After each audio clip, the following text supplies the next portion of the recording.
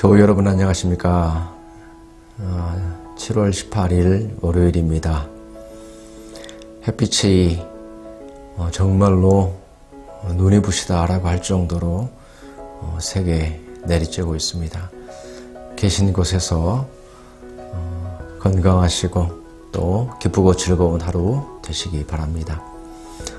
오늘 그 7번째 기독교 교리 강좌입니다. 오늘은 예수님께서 우리의 유일하신 중보자이시오 구원자이시다 라는 것에 이어서 그러면 우리에게 요구되는 것이 무엇인가? 구원자이신 예수 그리스도를 참된 믿음을 가지고 믿어야 한다. 그래서 오늘의 주제는 참된 믿음입니다. 이 신문 그러면 아담 안에서 모든 사람이 멸망한 것처럼 그리스도를 통하여 모든 사람이 구원을 받습니까? 모든 사람이 자동적으로 구원받게 되는 것이 아니라 오늘 주제가 뭐라고 그랬죠? 참된 믿음. 참된 믿음을 가진 자.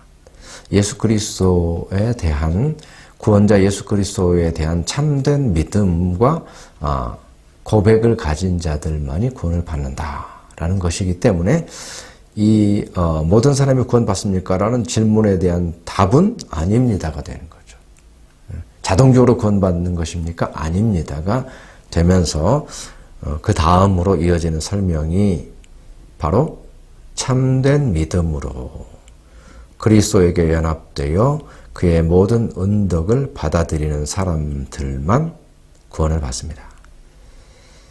예수 그리스도의 은총이라고 하는 것이 그냥 보편적으로 모두에게 다 효력을 발휘하는 것이 아니라 참된 믿음으로 그리스도와 연합한 자.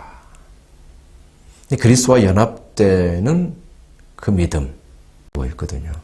요한복음 3장 16절 유명한 말씀이죠. 18절, 36절을 통해서 그것이 이제 어떤 면에서는 반복적으로 언급이 되고 있는데 그 구절들을 한번 제가 쭉 읽어드리겠습니다. 하나님이 세상을 이처럼 사랑하사 독생자를 주셨으니 이는 저를 믿는 자마다 멸망치 않고 영생을 얻게 하려 하심이니라. 저를 믿는 자는 심판을 받지 아니하는 것이요 믿지 아니하는 자는 하나님의 독생자의 이름을 믿지 아니하므로 벌써 심판을 받은 것이니라. 믿는 자는 심판을 면하지만 믿지 않는 것은 독생자 이름을 믿지 않았기 때문에 심판이 만다. 결국 인간의 운명이 죄로 인한 심판이 인간의 운명이잖아요. 그런데 예수 그리스도를 믿게 되면 그 심판을 면하지만 예수 그리스도의 이름을 믿지 않는 것은 바로 그것이 이제 인간에게는 이미 심판을 받은 것으로 이미 정죄를 받은 것으로 그렇게 드러나게 된다는 것입니다. 아들을 믿는 자는 영생이 있고 아들을 순종치 아니하는 자는 영생을 보지 못하고 도리어 하나님의 진노가 그 위에 머물러 있느니라. 명확하게 얘기하고 있죠. 아들을 믿는 자들만이 구원을 얻게 되는 것이고 믿지 않으면 여전한 진노. 자동적으로 모두에게 하나님의 어떤 구속의 은총이 임해서 하나님의 심판과 진노를 피하는 것이 아니라 그 아들을 믿는 자만이 심판을 면하고 진노를 피할 수 있다. 명확하죠. 그 뜻이. 하나님께서 그의 말씀에서 우리에게 계시하신 모든 것이 진리라고 여기는 확실한 지식. 그래서 하나님께서 계시하신 것이 다 진리다라고 믿는 그 내가 가진 지식. 믿음이라는 건 어떤 지식적인 부분이 있는 거예요. 믿음이라고 하는 그런 내용이 있는 거예요. 그래서 특별히 하나님께서 말씀을 통해서 계시하신 것에 대한 지식이 믿음이에요. 근데 보통 믿음하면 맹목적인 거를 얘기하잖아요. 믿음하면 어떤 그 하나의 내용이나 대상보다도 어떤 그런 자세를 표현하는 것 같잖아요. 근데 처음 여기서 얘기하고 있는 것은 그 지식이다. 하나님의 말씀을 알고 그것을 하나님의 말씀을 진리로 받아들이는 지식이다. 이렇게 얘기하고 있거든요. 그게 믿음이라는 거예요. 두 번째로 성신께서 복음으로써 내 마음속에 일으키신 굳은 신뢰입니다. 다른 차원이죠. 첫 번째는 지식이었는데 두 번째로는 뭐예요? 성령께서 불러일으키신 내 마음속에 흔들림이 없는 거. 우리 스스로가 어떤 확신을 갖는 게 아니라 성령께서 믿게 하시고 성령께서 확신을 주시고 확신을 주시고 뜨거운 굳건한 확신을 우리에게 부어주시는 분은 성령이세요. 성령께서 우리 가운데 주신 그 확신, 그게 믿음이라는 거예요. 그 믿음의 차원이 지금 넓어지는 거죠. 내 지식만으로 믿음이 완성되지 않습니다. 내가 나는 확실히 믿을 거야 라는 것으로서 믿음이 완성되지 않습니다. 성령께서 우리 가운데 굳건한 확신을 주셔야만 믿음이 생기는 거예요. 그런 면에서는 믿음이 우리의 것이 아니죠. 성령께서 주시는 것이죠. 그래서 이 믿음의 차원을 우리가 알아야 됩니다. 곧 순전히 은혜로 되어지는 거죠. 오직 그리스도의 공로 때문에 하나님께서 죄사함과 영원한 의로움과 구원을 다른 사람뿐 아니라 나에게도 주심을 믿는 것입니다.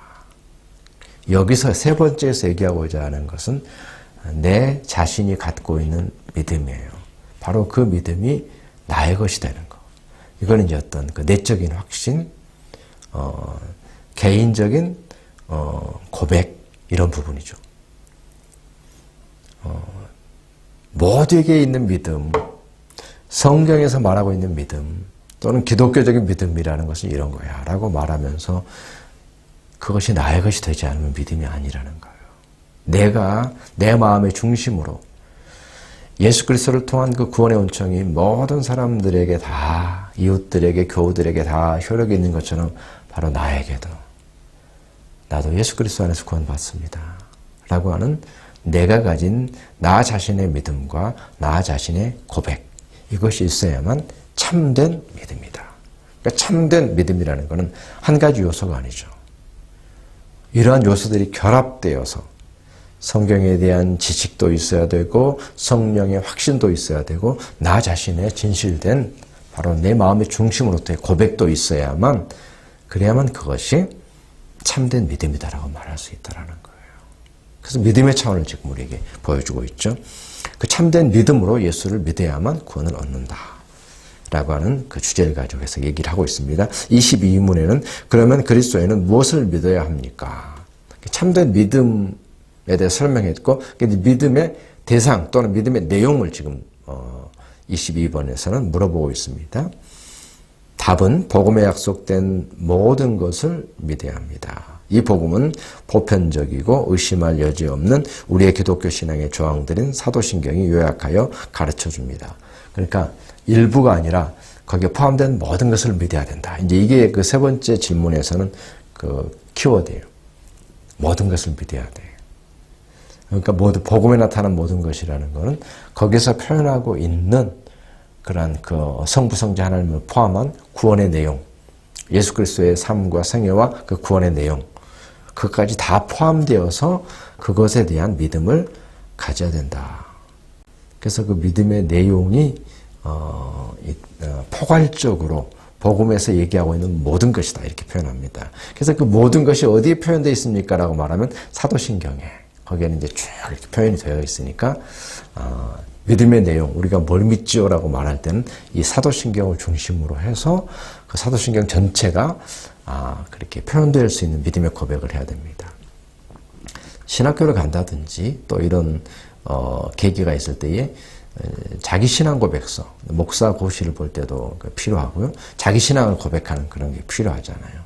그럼 이제 자기 신앙이라는 게 애매하죠. 뭘 믿는다고 어떻게 얘기해야 되지? 근데 이제 그 기준 폼이 있죠. 사도신경이 기준 폼이죠. 그 폼을 따라서 내가 내 신앙을 이렇게 쭉 풀어서 고백하는 겁니다. 그래야만 빠짐없이 복음에 나타난 모든 것을 표현할 수 있으니까요. 그리고 이제 신학자들이 어떤 신학 서적을 쓸 때 조직 신학이라든지 이런 부분들에 대해서 다양한 내용들을 이제 이렇게 신학 책에다가 담아야 될 거 아닙니까?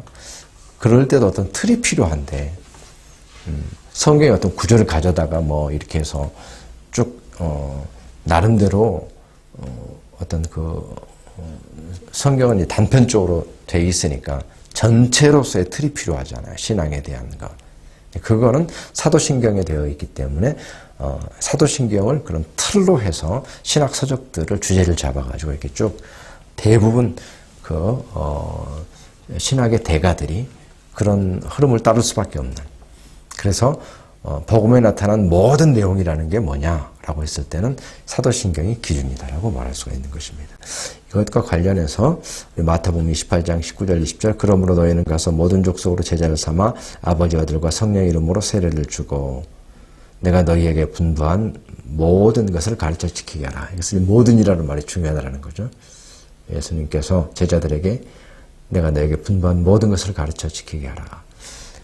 단편적인 것이 되어서도 안 되고 어느 것만 강조하다가 막 이것만 있는 것처럼 그것도 안 된다라는 거예요. 그것 또한 어떻습니까? 하나의 잘못된 신학 또는 균형을 잃어버린 신학 또는 이단적인 요소가 거기서 나오게 되는 거예요. 전체로서 신앙의 모든 내용들이 포함되어야 된다 하겠습니다. 사랑의 주님, 예수 그리스도의 진리의 복음이 어떻게 우리 가운데 참으로 효력을 발휘해서 우리를 구원하시는 능력이 되는 것인가라고 하는 것에 대해서 우리에게 요구되는 것은 참된 믿음인 것을 다시 한번 깊이 깨닫고 그 참된 믿음의 내용이 무엇인지 단편적인 것을 얘기하거나 아버지 하나님이여 참으로 믿음의 한 부분만을 얘기하는 것이 아니라 성경이 말하고 있는 모든 계시의 말씀을 진리로 받아들이는 그 지식이 우리 가운데 있어야 되겠고 성령께서 참으로 우리를 그 확신 가운데로 인도해 주시는 믿음을 불러일으키시는 역사가 성령께서 우리 가운데 일으키시는 역사가 있어야만 우리가 믿음 가운데로 나아갈 수가 있겠고 아버지 하나님이여 참으로 그 믿음의 내용이 단지 아버지 하나님이여 참으로 다른 사람들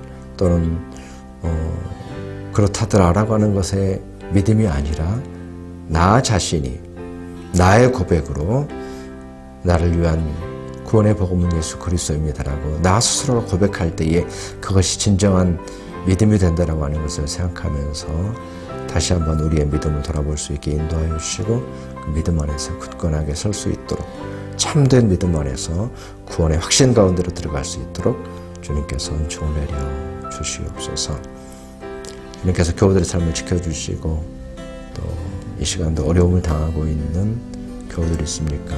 질병으로 인해서 또 여러 가지 상황들로 인해서 염려하거나 근심하거나 또 기도하고 있는 교우들이 있다고 한다면 하나님께서 함께해 주시고 찾아가 주시고 위로해 주시고 치유해 주시기를 원합니다. 낙심하지 않게 하시고 좌절하지 않게 하시고 성령께서 새 힘을 불어넣으셔서 끝까지 승리하게 하여 주시옵소서. 교회를 섬기고 주님을 섬기는 일들이 때로는 지치고 어려운 일입니다. 하나님께서 독수리 날개치듯 새 힘을 부어주셔야만 감당할 수 있는 것이고 아버지 하나님이 우리를 충만케 하셔야만 감당할 수 있는 일입니다. 주님 함께 해주셔서 주께서 맡겨주신 사명들 잘 감당할 수 있도록 은혜 내려 주시옵소서. 우리 가족들을 지켜주셔서 하나님 가족들의 평안이 바로 나 자신의 평안이며 평화입니다. 우리 가족들 흩어져 있지만 주님께서 돌보아 주시고 어느 곳에 있든지 눈동자처럼 지켜 보호하여 주시옵소서. 감사하고 예수님의 이름으로 기도합니다.